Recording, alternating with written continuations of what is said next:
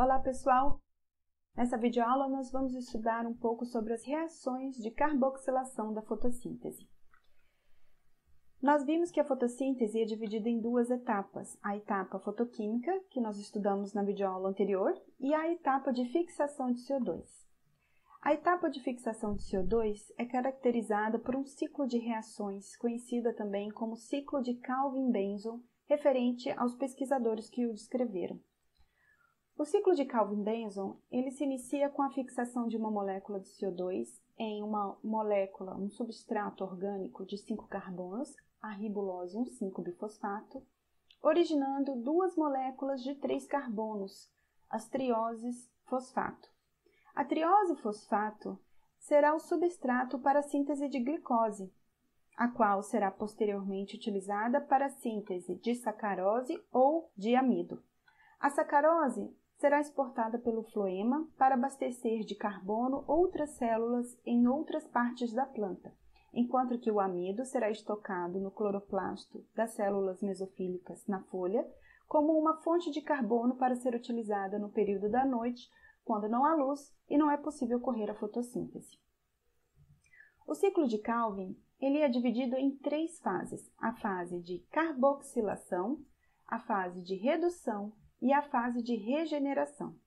Na fase de carboxilação, o CO2 é incorporado a um substrato de 5 carbonos, a ribulose bifosfato. Essa reação é catalisada pela rubisco.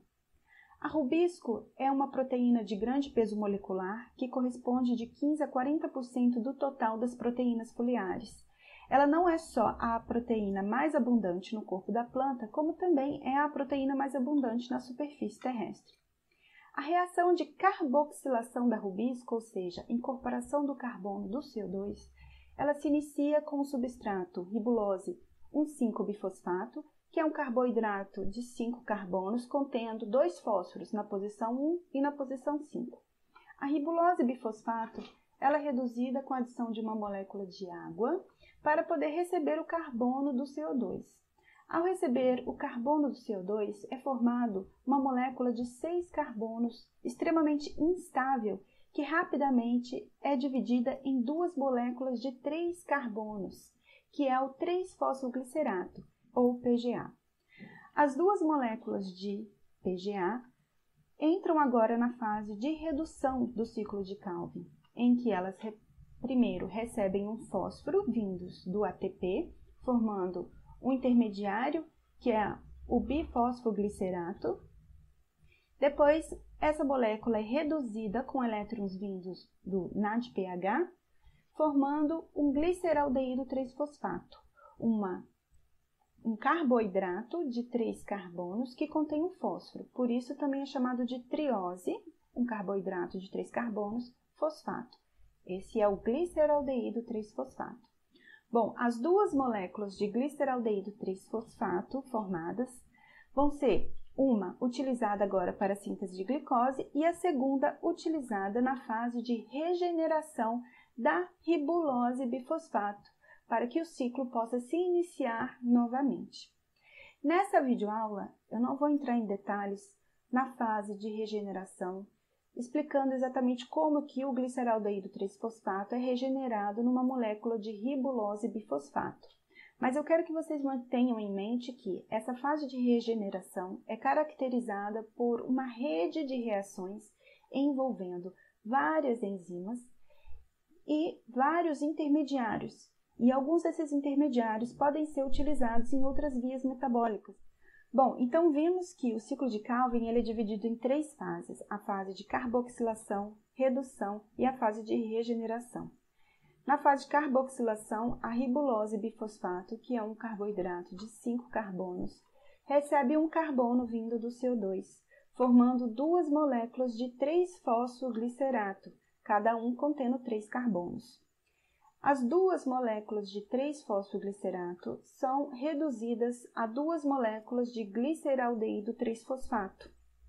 Uma molécula de gliceraldeído 3-fosfato é deslocada para a síntese de glicose, enquanto a outra molécula entra na fase de regeneração para recuperar a ribulose bifosfato e dar continuidade ao ciclo.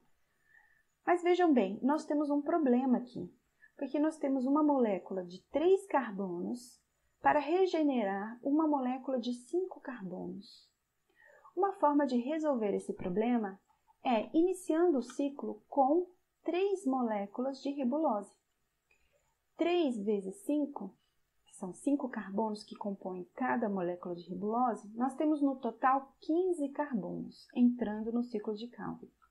Cada molécula de ribulose recebe um CO2, então nós precisamos da entrada de 3 moléculas de CO2. Totalizam 18 carbonos. Sabendo que o fosfoglicerato contém 3 carbonos, 18 dividido por 3 dão origem a 6 moléculas de 3-fosfoglicerato. 6 moléculas de 3-fosfoglicerato são reduzidos a 6 moléculas de gliceraldeído 3-fosfato. Uma molécula é deslocada para a síntese de glicose, enquanto 5 moléculas retornam na fase de regeneração para recuperar as moléculas de ribulose. 5 vezes 3, 15 carbonos. Então, nós temos 15 carbonos para recuperar as 3 moléculas de ribulose bifosfato, que também totalizam 15 carbonos. Muito bem, então, a cada volta do ciclo de Calvin, é necessária a entrada de 3 moléculas de ribulose e 3 moléculas de CO2, para originar 6 moléculas de gliceraldeído 3-fosfato, sendo que uma é deslocada do ciclo de Calvin para a síntese de glicose e 5 entram na fase de regeneração para recuperar as 3 moléculas que iniciaram o ciclo, as 3 moléculas de ribulose bifosfato. Mas nós temos um outro problema aqui. Nós temos uma molécula de 3 carbonos para sintetizar uma glicose que contém 6 carbonos. Bom, a resposta para resolver esse problema acho que vocês já sabem. Nós vamos precisar de 2 moléculas de gliceraldeído para sintetizar uma molécula de glicose. Como resolver isso? Multiplicando tudo por 2. Então, para a síntese de uma molécula de glicose, são necessárias 2 voltas no ciclo de Calvin, com a entrada de 6 moléculas de ribulose bifosfato, 6 moléculas de CO2, dando origem a 12 moléculas de gliceraldeído 3-fosfato, sendo que 2 são deslocadas para a síntese de glicose e 10 retornam na fase de regeneração para recuperar as 6 moléculas de ribulose bifosfato, dando continuidade ao ciclo de Calvin. Como nós acabamos de ver, a etapa de fixação de CO2 da fotossíntese depende da formação de ATP e NADPH pela etapa fotoquímica, a qual depende da presença de luz do Sol para acontecer. Dessa forma, é equivocada a maneira de se referir à fotossíntese como composta por uma fase clara e uma fase escura. Por quê? A fase de fixação de CO2, que anteriormente era erroneamente referida como fase escura, depende da produção de NADPH e ATP pela fase fotoquímica, que era referida como fase clara, e ambas, portanto, dependem da presença de luz. Dessa forma, a fase de fixação de CO2 ela é regulada para não ocorrer no escuro, não ocorre durante a noite. Por quê? Seria um desperdício energético para a célula bancar a atividade de enzimas e reações enzimáticas, uma vez que a disponibilidade de ATP e NADPH na ausência de luz é muito baixa. A regulação do ciclo de Calvin-Benson, portanto, ela ocorre no sentido de interromper as reações no escuro e otimizar as reações na presença de luz. Essa regulação ela pode ocorrer em 2 níveis, todas elas são dependentes de luz. No nível transcricional, que seria no nível de alteração da expressão gênica para a síntese de novas enzimas. Essa é uma regulação do tipo mais lenta, pois não ocorre na velocidade de segundos e minutos. e no nível pós-traducional, que é no nível de alteração da atividade das enzimas, que é uma regulação que ocorre de forma mais rápida em níveis de segundos. Uma enzima importante do ciclo de Calvin é a rubisco, e ela vai sofrer regulação transcricional e regulação pós-traducional por diversos mecanismos. A regulação da rubisco se dá em etapas. No escuro, na ausência de luz, a rubisco ela é ligada a um açúcar fosfato, que impede a ativação e inibe a atividade da rubisco.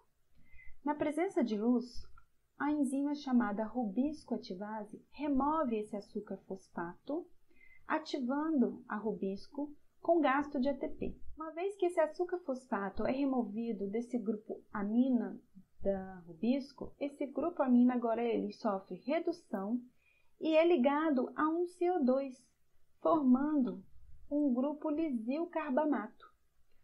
Uma vez formado esse grupo lisilcarbamato, ele pode se ligar a um íon de magnésio, que estabiliza e torna a enzima ativa.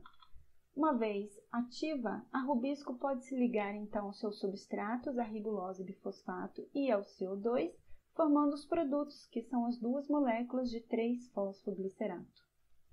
Então vejam bem, o CO2 ele tanto atua como um ativador da rubisco, como também funciona como um substrato da reação da rubisco.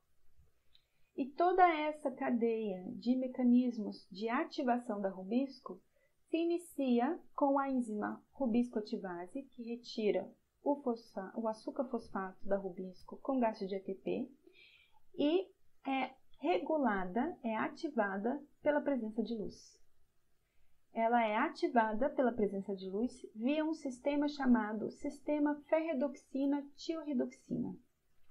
O sistema ferredoxina-tioredoxina é um sistema dentro da célula que regula diversas enzimas de acordo com a presença de luz. Como que ele funciona?